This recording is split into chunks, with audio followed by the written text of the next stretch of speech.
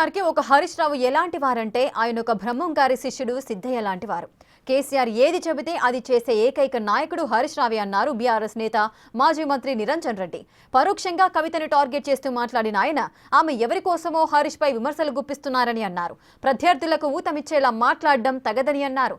ఏదైనా ఉంటే తేల్చుకోవడానికి రకరకాల పద్ధతులున్నాయి. ఇదే కవిత జైల్లో ఉంటే హరీష్ ఎంతో మద్దతుగా నిలిచారు.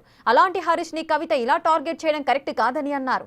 మీ అజెండా ఏంటో ప్రజలంతా గమనిస్తూనే ఉన్నారని కీలక వ్యాఖ్యలు చేశారు నిరంజన్ రెడ్డి.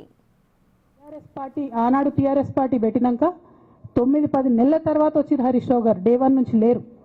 నమ్మకం లేకుండా ఆయన పార్టీ నిలబడుతుందో ఉంటుందో పోతుందో అని. ఓకే అయిపోయింది. రాగానే సారు పెద్ద హృదయం కాబట్టి క్షమించిరు, దగ్గర తీసుకున్నారు. ఎమ్మెల్యే కాకముందే మంత్రి ఇచ్చిర్రు, అన్ని రకాలుగా ఆదరించిరు, అన్నీ చేసిండ్రు. ఎప్పుడైతే పార్టీకి ఒక్క క్షణం చెడ్డ పేరు వచ్చిందో ఎక్కడ పోయిండండి ఈయన? చక్కగా పోయి వైఎస్ రాజశేఖర రెడ్డిని కలవలే? మీ అందరికి గుర్తులేదు ఆ ఫోటో సీనియర్ నాయకులందరికీ? అదేవిధంగా నేను పెద్ద ట్రబుల్ షూటర్ అంటాడు. ట్రబుల్ షూటర్ కాదు, ఈజ్ బబుల్ షూటర్. ఆయన ఏంటంటే ట్రబుల్ ఆయన్నే క్రియేట్ చేస్తాడు, చేసి నేనే సాల్వ్ చేసినట్టు నటిస్తాడు. ములాఖాత్కు మేము కూడా వస్తామంటే వద్దన్న మేము వెళ్తున్నాము, ఎక్కువ మంది పోతే మళ్ళీ అక్కడ ములాఖాత్ కాడ ఇబ్బందులు ఎందుకు, నేను పోతున్నా, కేటీఆర్ పోతున్నా, ఎప్పుడు మేము తెలుసుకునేది సమాచారం. పాపం ఆమె కష్టం వచ్చినప్పుడు మేము అందరం కూడా బాధపడ్డాం. మొత్తం పార్టీ కూడా వెంట నిలిచింది. తప్పకుండా నిలవాలి, మా బాధ్యత. నేను లేటెస్ట్ ఎగ్జాంపుల్ చెప్తా పట్టురు. నేను మొన్న దాసోజు శ్రవణ్ అన్న ఎలక్షన్ ఎమ్మెల్సీ ఎన్నికలలో బీఆర్ఎస్ పార్టీ డిసైడెడ్ ఒకటే క్యాండిడేట్ని పెడదామని. కానీ హరీష్ రావు గారు ఇంటర్నల్గా బీజేపీ వాళ్ళతో మాట్లాడుకొని ఏం చెప్తారంటే, మీ దగ్గర నుంచి ఒక క్యాండిడేట్ని ఇవ్వండి, నేను మామయ్యని కన్విన్స్ చేసి రెండో క్యాండిడేట్కి పెట్టిస్తా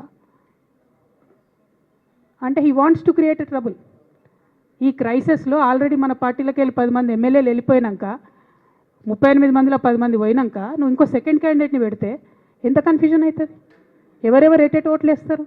అంటే హార్స్ ట్రేడింగ్కి ఈయన ట్రబుల్ షూటర్ గారు ట్రబుల్ని ఓపెన్ చేస్తారు అన్నట్టు. నాకెందుకో లక్కీగా ఒక బీజేపీ ఎమ్మెల్యే గారు ఫోన్ చేసి, అక్క మరి పెద్దసారి పర్మిషన్ ఉందా హరీష్ అని ఇట్లా అంటున్నారంటే, నేను డైరెక్ట్గా పెద్దసారికే ఫోన్ చేసి నాన్న మరి ఇట్లా అంటున్నారు, మనం సెకండ్ క్యాండిడేట్కి పర్మిషన్ ఇస్తారంటే, nothing doing, only Shravan will get elected, ఎవరు చెప్పారు మీకు అన్నారు. అంటే నేను ఆ విషయం వెంటనే అటువైపు కన్వే చేసిన, లేదండి మాకు అట్లాంటి ఆలోచన లేదు. ఎందుకు ఈ రీసెంట్ ఎగ్జాంపుల్ చెప్తున్నా ఇవాళ అంటే, హరీష్ రావు గారు ట్రబుల్ క్రియేట్ చేసి ట్రబుల్ని మాఫీ చేసినట్టుగా ప్రయత్నం చేస్తారు. ఇవాళ హరీష్ రావును టార్గెట్ చేసి మాట్లాడితే లాభం జరిగేది ఎవరికి? ఎవరికి లాభం జరగాలని హరీష్ రావు గారిని టార్గెట్ చేసి మాట్లాడుతున్నారు. సరే, ఆయనతో పాటు మిగతా వాళ్ళని కూడా ఒకరిద్దరిని కలిపి మాట్లాడినారు.